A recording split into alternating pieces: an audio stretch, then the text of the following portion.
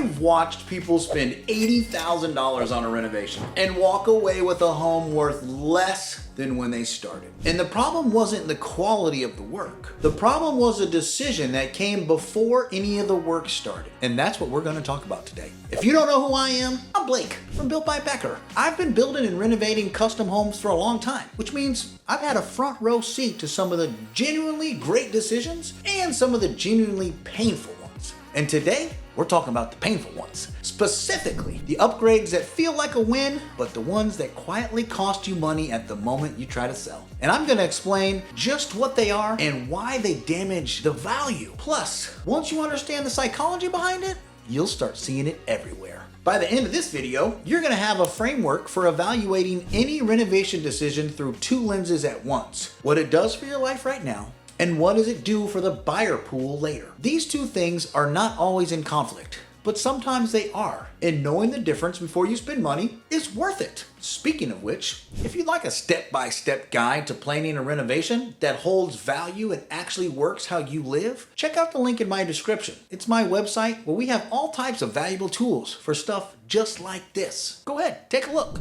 Number one, the over-personalized kitchen. Let me start with kitchens because that's where most of the money goes and also where most of the regret lives. There is a version of a kitchen remodel that adds significant value to your home. And there is another version that adds a significant value to your Instagram, but almost nothing to your resale price. And the difference is personalization. Here's the thing about buyers. When they're walking into your kitchen, they're not thinking about how much you spent. They're thinking about whether they can see themselves cooking in there. The moment a kitchen feels like it was built for one very specific person, an unusual layout choice, a hyper custom cabinetry in a polarizing color, maybe specialty appliances that serve narrow purpose, a percentage of buyers mentally, well, step back. Fewer buyers are interested, meaning less competition for your home at the sale time, which means fewer offers. A major kitchen remodel currently returns somewhere between 38 cents on the dollar. So if you spend $85,000, you might get back 32 in added value. The rest of the cost of living in a beautiful kitchen, which is a legitimate thing to pay for, but only if you understand that's what you're doing. What returns well is targeted, smart mid-range work, refaced or repainted cabinets, updated countertops, a new backsplash, better lighting. You get the visual transformation at the fraction of a cost, and a buyer can still see themselves in that space. But as I always say,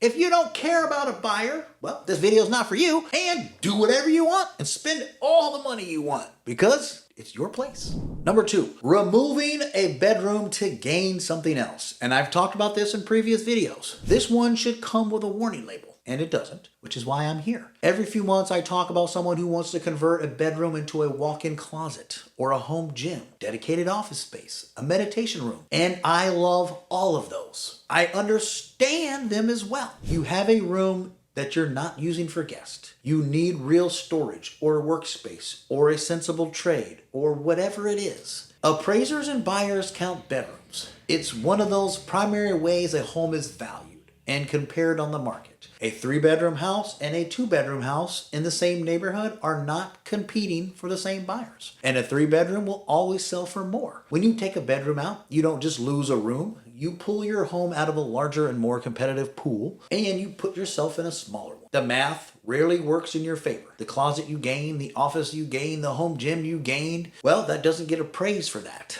Of course, this is a very simple process. If you genuinely need that space, there are creative solutions. A well-designed built-in storage system, a flex space that is both office and guest room, a garage conversion handled correctly. We can work with a house that you have without making it worth less. That's the key. Hyper-specific specialty rooms, closely related to the last topic, but worth its own category because the scale of the mistake might be larger. I'm talking about a full home theater with tiered seating and acoustical panels, a dedicated wine cellar, an indoor basketball half court, a sauna room off the primary bathroom, maybe even a recording studio with soundproofing in every wall. Each of these things is very cool. I mean, genuinely cool. I absolutely love them. But what I'm saying is it appeals to a very small slice of buyers. So when you renovate, you now have reduced the amount of buyers who might be interested in using those spaces afford that. So they see a room that they would have to gut and redo before it could work for them. Of course, the buyers are reduced and the offer would be reduced, sometimes because the renovation is a headache or sometimes just because it's something that they don't want to deal with. So if you're building it for yourself and you're going to live in that house for a long time, man, I say do it.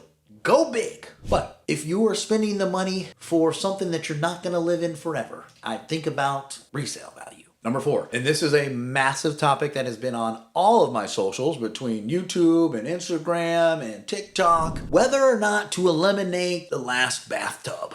I want to be careful here because this advice comes with a caveat, and I'll get into that in a second. But removing the only bathtub in a home, usually in favor of a larger walk-in shower, is one of the more consistent ways to shrink your buyer pool. Specifically because families with young children, bathing kids in a walk-in shower is not impossible, but it can add difficulty. Parents of toddlers know this, and parents of toddlers are a significant portion of the home buying market. If you have multiple bathrooms and one of them retains a tub, go ahead and do the spa shower in the primary. Nobody is going to penalize you for that. The issue is when the home has started with one full bathroom containing a tub and converted into a shower-only situation. Now, every family with small kids is mentally flagging that as a problem they'd have to solve. Some will walk away. Some will offer less to cover the cost of adding a tub. Either way, you've made your home a little harder to sell. The caveat I mentioned, if you're in a high-end market, in a building or neighborhood where the buyer demographic skews toward empty nesters or young single professionals, the calculus changes. Know your market. Know your buyer. When you're in doubt,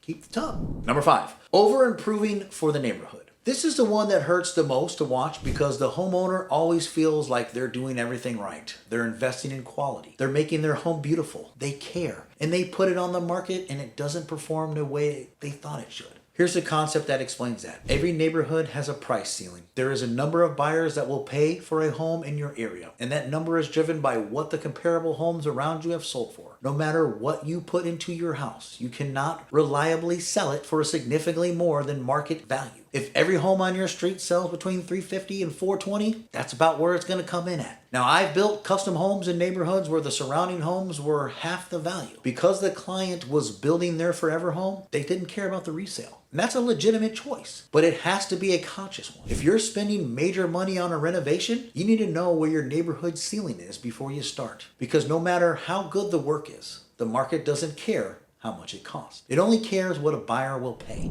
Number 6, wall-to-wall carpeting in most rooms. Carpet is not inherently a problem. There are rooms where carpet makes complete sense, bedrooms especially, and a house with good carpet in the right place, well, it's fine. The issue is having carpet as the whole house solution, particularly in the living areas, hallways, dining rooms, where hard surfaces have become the strong buyer preference. When a buyer walks into a home and sees carpet throughout the main living areas, even if it's nice carpet, a significant number of them are mentally calculating the cost to replace it. The perception in the current market is that carpet is harder to maintain, less durable with life, with kids and pets, and is simply behind the times in new living spaces. Right or wrong, that perception affects offers. If you're putting money into flooring before a sale, hard surface in the main living areas is almost always the better investment. Luxury vinyl plank has gotten genuinely good and durable, waterproof, even looks like real wood, doesn't break the budget. Hardwood remains the gold standard if the home warrants it. Either will outperform new carpet at resale in most markets. Save the carpet for the bedroom where it belongs and where buyers still expect it. The unpermitted addition or conversion.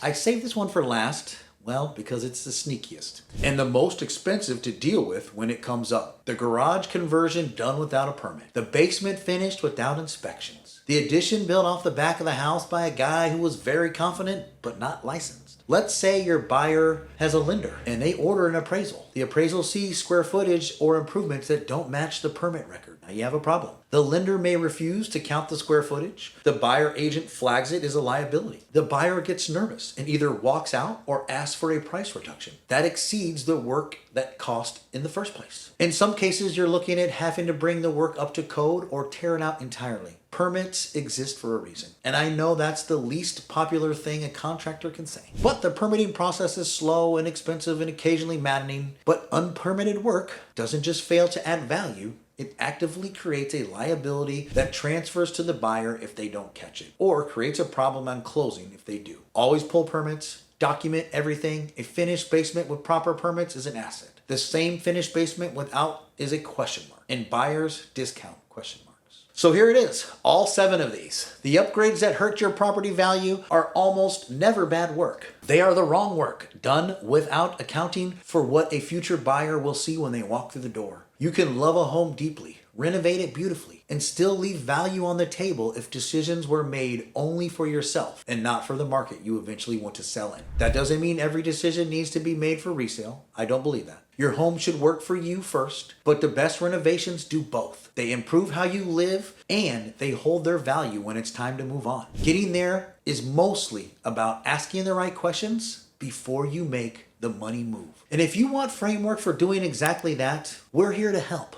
And that link's in the description. I'll see you on the next one, guys.